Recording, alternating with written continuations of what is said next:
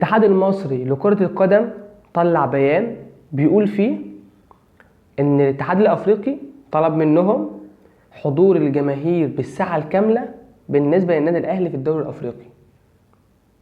يعني مش محمود الخطيب اللي طلب ولا جماهير النادي الاهلي اللي طلبت، الاتحاد الافريقي هو اللي طلب الكلام ده من اتحاد الكرة المصري. طيب كان الرد ان اتحاد الكرة المصري قال ان احنا هننسق مع الجهات المختصة بحيث نوفر اكبر قدر ممكن من الجماهير اللي تحضر المباريات.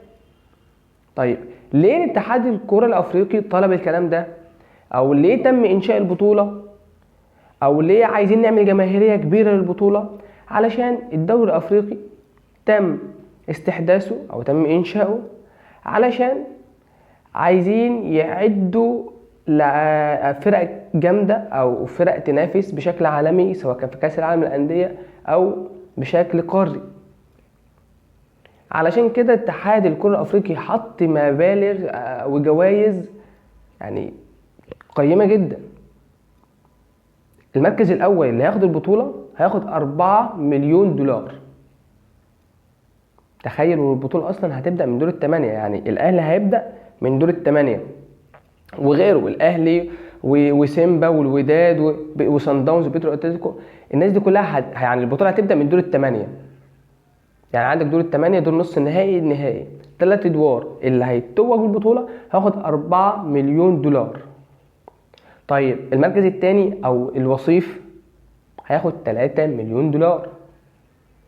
طيب اللي هيوصل للنص النهائي، مش هقول لك الثالث والرابع، لا، اللي هيوصل لنص النهائي، الفرقتين اللي هيلعبوا في نص النهائي، هياخد 1,700,000 دولار. طيب اللي هيشارك، بس اللي هيشارك في البطولة، انا داخل مشارك فقط، يعني انا هدخل العب المباراة هتهزم واطلع، هياخد 1,000,000 دولار. يعني اي فرقة داخلة دلوقتي بتقول السلام عليكم واخدة في جيبها 1,000,000 دولار. الاهلي ليه هيروح يلعب واخد 1,000,000 دولار، بيترو اتلتيكو واخد 1,000,000 دولار، سيمبا واخد 1,000,000 دولار، يعني من قبل ما يلعبوا واخدين 1,000,000 دولار. فدي حاجة يعني قيمة جدا من حيث الماديات. طبعا كلنا عارفين ان النادي الاهلي هيلعب مباراة الذهاب في تنزانيا يوم 20/10، ومباراة العودة في القاهرة يوم 24/10، والفائز من هذا الدور ما بين النادي الاهلي المصري وسيمبا التنزاني هيواجه الفائز ما بين صن داونز الجنوب افريقي وبيترو اتلتيكو الكونغولي. طيب تعالى لنادي الزمالك ملك الرومنتادا والكونفدرالية. ألف مبروك لنادي فيوتشر الصعود لدور المجموعات للمرة الثانية في تاريخه. وبعد ما اكتمل عدد الفرق اللي صعدت لدور المجموعات، طبعا 16 فريق يتقسموا على 4 مجاميع، يبقى انت عندك كل تصنيف فيه 4 فرق. صنفوا الفرق نادي الزمالك المصري في مكانه الطبيعي، نادي الزمالك، نادي الاهلي، الفرق الكبيرة، تم وضعه على رأس ال 16 فريق لدور المجموعات. تصنيف أول. تعرف إن في احتمالية إن نادي الزمالك ممكن هو نادي فيوتشر يبقوا في مجموعة واحدة؟ أي حد زملكاوي يقول لك يا عم بقى خلينا يا عم كده مع الفرق الأفريقية كده مع نفسنا. أي فريق سواء كان جماهير بيراميدز، سواء كان جماهير الزمالك، سواء كان جماهير الأهلي، سواء كان جماهير فيوتشر، ما نحبوش نلعب بعض. حتى يعني في البطولات الافريقيه اي فريق يحب يلعب كده الفرق الافريقيه اللي زيه، حتى لو اتهزمنا وخسرنا يبقى من ناس من بره، مش من حد معاه في الدوري شايفني كده كل ماتشين 3 معايا في الدوري، لا، يعني نحب نلعب الفرق اللي بره حتى لو هنخسر يكون من بره، مش من فرق مصري. طيب التصنيف جه ازاي؟ نادي الزمالك المصري طبعا حدث ولا حرج في التصنيف الاول، مع نادي نهضة بركان المغربي واتحاد العاصمة الجزائري وفريق ريفرز يونايتد النيجيري. في التصنيف الثاني نادي فيوتشر المصري، الافريقي التونسي، وساجراد الانجولي، وديابليس نواريس الكونغولي. يعني احنا دلوقتي لو صدفة القرعة نادي الزمالك انحط على راس المجموعة طبعا، ممكن مستوى التاني او التصنيف التاني يكون فيوتشر معاه في المجموعة. نيجي للدوري المصري. طبعا الجولة التانية في الدوري المصري خلاص خلصت.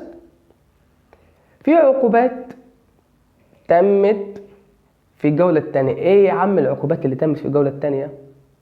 قال لك نادي المقاولون العرب تم غرامة 20,000 جنيه بسبب الاحتفال الجماعي ونزول اللعيبة الاحتياطي كلهم احتفالا بالهدف.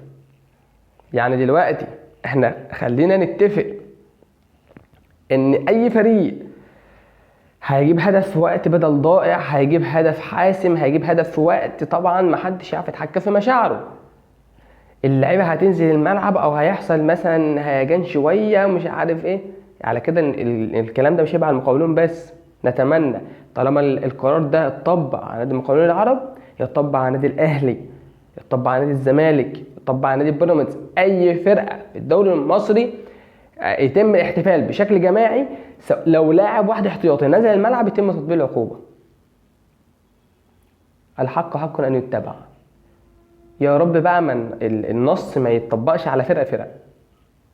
دي اول عقوبه. العقوبه الثانيه نفس ال 20,000 جنيه غرامه على نادي الاسماعيلي بسبب السباب الجماعي، السب الجماعي. مترجم نادي الزمالك عبد الله طارق تم ايقافه 4 مباريات مع تغريمه 20,000 جنيه. انا مش عارف ايه موضوع 20,000 جنيه ده. هم قالوا ايه، احنا داخلين كده باسهم هنلم من كل فريق 20 20 20، حتى ما فيش مثلا 35 100 ولا حاجه، لا ده كلها عشرينات. المترجم نادي الزمالك عبد الله طارق 4 مباريات غرامه 20,000 جنيه، قال لك بسبب سلوك غير رياضي وايقاف عامل غرفه الملابس لنادي الاسماعيلي حتى نهايه الدور الاول. وبالنسبه للعيبه ايقاف اللاعب محمد عبد الرازق لاعب بلديه المحله بسبب الطرد مباراه واحده. بيقول لك ان هو منع هجمه محققه لنادي سموحه.